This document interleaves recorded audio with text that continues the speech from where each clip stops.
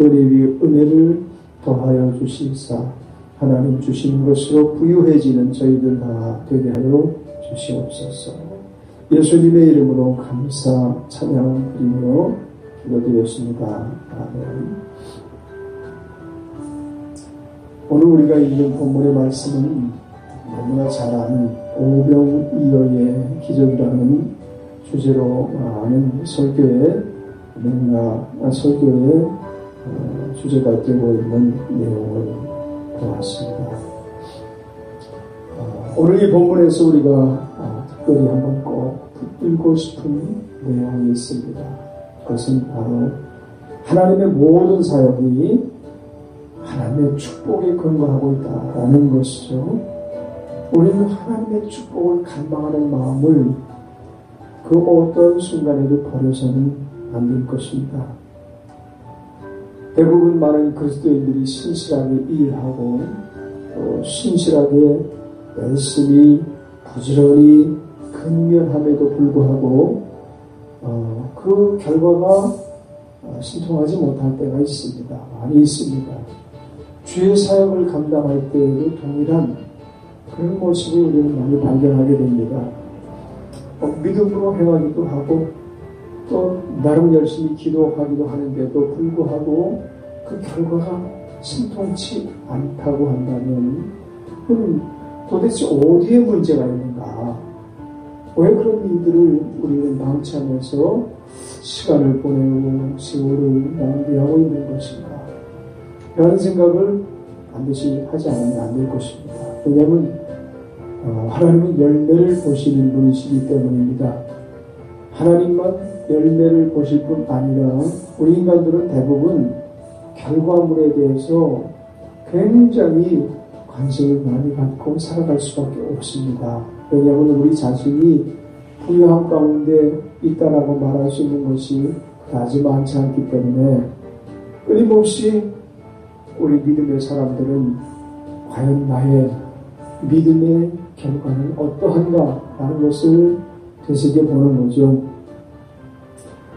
자, 그렇다면 오병이어의 기적이 전체적으로 어떤 모습을 가지고 있습니까? 내 손에 들고 있는 작은 것보다 하나님이 주시는 그 크고 부유한 것이, 넉넉한 것이 우리 믿음의 사람에게 꼭 필요하다. 우리가 꾸역꾸역 내 손에 들고 있는 적은 것 가지고 무언가 선한 사업 하려고 하고 그리고 또 하나님이 기뻐하실 거야 라는 일에 종사하려고 하는 것보다 더 현명하고 지혜로운 것은 하나님이 공급해 주시는 그것을 가지고 주의를 해야 될 것이며 우리가 사는 어간에 필요한 모든 것을 처음 받아야 된다는 거죠. 그렇게 되기 위해서는 우리에게 절대적으로 필요한 부분이 뭐냐면 주님의 축복을 간절히 갈망하는 마음이 있어야 된다는 거죠. 하나님이 주시는 부유가 내 손에 들고 있는 적은 것보다 너무나 필요합니다. 하나님. 이 일은 내 손에 들고 있는 것으로 할 수 있는 일이 아닙니다. 하나님이 주시는 것으로밖에는 이 문제 해결할 수 없으니 하나님의 축복이 제게는 필요합니다라고 갈망하는 마음, 애타는 마음으로 간구할 필요가 있다는 거야. 주님의 축복 없는 성실성, 근면, 그리고 믿음, 시작한 기도한 후에 시작한 일이라도 효력이 발생하지 않는다면, 그렇다면 주님의 축복이 같이 할 때 우리의 일에 실수가 있고 우리의 방법에 문제가 있을지라도 성공적 결론은 과연 전자일까요? 후자일까요?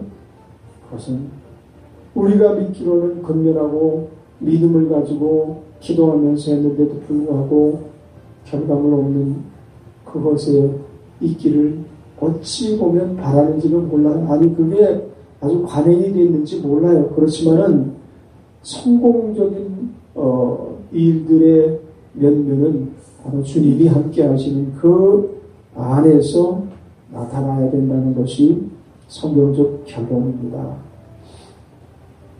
우리는 그래서 어찌해서라도 주님의 축복에 의존하는 삶을 살지 않으면 안 됩니다. 누가 이것을 기복신앙이라고 말할 수 없습니다. 왜냐하면 어린아이가 가지고 있었던 보리떡 5개와 물고기 2마리, 이것 가지고는 애당초 하나님 일을 할 수가 없는 거예요. 믿음은 그걸 잘 선용해서 써라라는 것이 믿음이 아니라 그것을 아낌없이 하나님 앞에 드림으로 말미암아 나타나는 그 축복, 이것을 가지고 살라라는 것이 믿음의 본질이기 때문에 그렇습니다. 다시 말하면 부족을 해결하는 일이 인간의 손에 든 약간의 물질, 그것에 의한 것이 아니고 그 물질을 하나님 앞에 믿음으로 드림으로 인하여 하나님께서 축복해 주시는 그 안에서 나타나는 일들, 이것이 진정 부족을 해결할 수 있는 길임을 성경은 말하고 있다고 우리는 믿지 않으면 안 되겠죠. 오늘 이 본문을 통해서 말이죠. 자, 주님의 축복이 없다면 현재 있는 음식 분량의 아마 10배, 100배를 가지고도 문제 해결하기는 힘들 거예요. 200데나리온의 떡을 사다가 나누어줘도 여기 있는 무리들에게 공급할 물량이 부족할 터이데라고 말했는데 200데나리온이 아니라 아마 500데나리온을 가지고 떡을 사왔어도 부족했을지 몰라요. 하나님의 일을 그것 가지고 할 수 없다는 거예요. 그래서 성경에 보면 5병의 기적, 5,000명을 먹인 기적, 또 4,000명을 먹인 기적, 이런 것들이 기록되어 있는 이유가 뭘까요? 우리에게 이것을 그냥 일종의 기적으로 치부하게 하려고 기록하셨을까요? 내 사역의 방법, 하나님의 일의 방법, 그리고 우리가 살아갈 때 어떻게 살아야 되는가에 대한 아주 중요한 진리가 그 안에 담겨 있는 겁니다. 우리가 이 진리를 명백히 알 때, 이것은 내가 가진 것으로 하는 게 아니고 하나님께서 개입하시고 하나님께서 그 일을 주도하심으로 말미암아 그 일을 완전히 성공적 일로 열매 맺게 되어줘야 된다라는 것을 우리가 알 때 비로소 우리 손에 든 것, 그것이 떡 5개든 떡 10개든 혹은 100개든 하나님 앞에 기꺼이 드릴 수 있는 믿음이 생기고 또한 하나님이 주시는 축복을 누릴 만한 그와 같은 결과가 주어지는 것입니다. 믿음이 안 생기는 이유는 어디 있습니까? 하나님의 축복에 대한 간절함이 없기 때문이죠. 그리고 하나님이 축복해 주신 것에 대해서 알지 못하기 때문에 성경은 우리에게 이와 같은 내용을 알기를 원하시는 거예요. 너희 손으로 있는 것으로 하지 말고 내가 너희에게 허락한 그것으로 말미암아 이 일을 완성하도록 해라 라는 것을 알기를 원하십니다. 그래서 우리가 이것을 아는 것이 근본적으로 중요하고요. 모든 문제를 해결하는 것은 우리 손에 들린 다소 가지고 있는 소유의 문제가 아니라는 것을 알아야 된다는 거죠. 인간의 굶주림과 인간의 부족한 것을 충족하는 일은 곧 주님께서 허락하신 축복을 간절히 바라는 마음이 있어야 된다는 거예요. 로마서 9장 13절로 16절에는 이런 말씀이 기록되고 있어요. 기록된 바 내가 야곱은 사랑하고 에서는 미워하였다 하심과 같으니라. 그런즉 우리가 무슨 말하리요? 하나님께 불의가 있느냐? 그럴 수 없느니라. 모세에게 이르시되 내가 긍휼히 여길 자를 긍휼히 여기고 불쌍히 여길 자를 불쌍히 여기리라 하셨으니 그런즉 원하는 자로 말미암음도 아니요 다른 박제하는 자로 말미암음도 아니요 오직 긍휼히 여기시는 하나님으로 말미암음이니라. 본문의 주제는 로마서 9장 13절로 16절의 주제는 하나님으로 말미암음입니다. 하나님으로 말미암음이다. 우리의 모든 일들이 우리의 근면이나 노력으로 또한 어떠한 그 결과를 얻기 위한 그러한 인내와 참음으로 말미암음이 아니라 긍휼히 여기시는 하나님으로 말미암음이다. 말씀하고 있습니다. 우리 주님의 축복을 참으로 얻고 있는가를 늘 질문하지 않으면 안 됩니다. 하나님으로 말미암아 이 일이 이루어져야 합니다라는 간청을 주님 앞에 늘 드리지 않으면 안 됩니다. 하나님으로 말미암아 이 일이 이루어졌습니다라는 고백을 하나님은 어찌 보면 듣고 싶어 하시는 고백이 아닐 수 없을 거예요. 자, 모든 사역, 우리에게 주어진 모든 과제, 우리에게 주어진 모든 일들, 이 일을 생각하기 이전에 갈망하는 생각을 가지고 있지 않다면 하나님이 해결해 주시고 하나님으로 말미암아 일이 완성될 것이다라는 소원과 소망을 가지고 있지 않다면 시작부터 잘못된 것이다라고 말할 수 있어요. 그래서 항상 우리는 내게 이런 질문을 해야 돼요.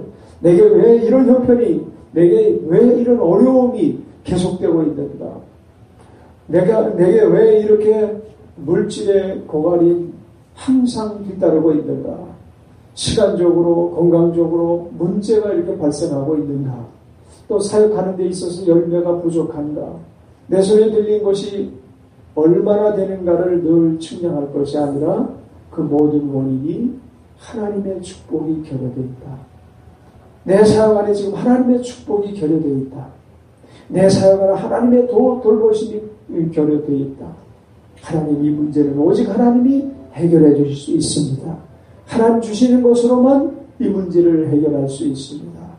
이와 같은 고백이 우리에게서부터 쏟아져 나오기를 마태복음 14장 17절로 21절 말씀은 아마 요망하고 있는지도 모르겠어요. 그래서 우리 지금 살고 있는 이 시기가 예수님의 제자들이 사역하시던 그 시기보다 더 어려워진 시기일 수도 있어요. 또 하나님의 필요가 더, 하나님의 공급이 더 필요한 시기일 수가 있어요. 왜 그렇습니까? 모든 것들이 넓어진 시대야. 모든 것들이 아주 넘칠 정도로 산적하게 쌓여질 정도로 순간마다 시간마다 하나님의 도움이 필요한 시기를 우리가 살고 있어요. 인류가 많아졌을 뿐만 아니라 이슈거리가 많아졌고 문제가 대산을 이루고 있지 않습니까? 돈의 문제뿐 아니라 건강의 문제뿐 아니라 그리고 삶의 질을 개선시키는 문제뿐 아니라 사역을 감당하는 데 있어서도 얼마나 많은 어려움이 우리 앞에 문화적으로 또한 영적으로 공격하는 사단이 마지막 때가 가까움을 알고 강력하게 우리 믿음의 사람을 시련 가운데 빠뜨리게 하려고 하는지 모릅니다. 그래서 지금 이런 순간 다시 말하면 공급보다는 수요가 많다고 한다면 그 일은 결코 성공할 수 없는 거예요. 그 일의 성공은 수요보다 공급이 많을 때 나타나는 거예요. 우리 하나님의 부요가 넘치는 공급으로 우리에게 주어지면 우리는 반드시 승리할 수 있고 반드시 하늘 가운데 하나님께 영광을 돌려드리게 될 줄 믿습니다. 우리는 자꾸만 내 손에 든 것 가지고 측량하고 계산하지 말고 하나님의 부요가 제게는 너무나 필요합니다. 하나님께서 함께 하시지 아니하시면 이 문제를 해결할 길이 없습니다. 오직 하나님, 오직 예수, 오직 말씀, 오직 성령으로만 이 문제를 해결할 수 있습니다. 라는 고백이 필요하다고 우리는 늘 우리를 점검하는 가운데 그 어떤 믿음의 요청이, 믿음의 간구가 멈추지 않는 사람들이 되어야 될 줄 믿습니다. 내 손에 들려있는 것 보지 말고 주님께서 주시는 것 보는 눈이 열려지기를 주의 이름으로 축원합니다. 기도하겠습니다. 하나님 아버지, 때로는 우리가 상심에 빠지고 낙심에 빠지고 좌절하고 어려움에 봉착했을 때 해결되지 않는 문제로 말미암아 시리에 빠질 때가 많이 있었음을 고백합니다. 우리는 우리 가진 것만 바라보는 이런 구태여하는 믿음에서 이제 벗어나 하나님이 공급하신 것을 볼 수 있는 눈이 열리게 하시고 안드레가 주님께 올려드렸던 것처럼 하나님의 축복과 부요의 크심을 일하며 우리가 가진 것이 주님 앞에 아낌없이 드려질 수 있는 믿음의 행실 따르게 하여 주옵소서. 예수님의 이름으로 감사 찬양하며 기도드리옵나이다. 아멘. 기도 드리기 전에 우리 찬양 한 장 드리겠습니다.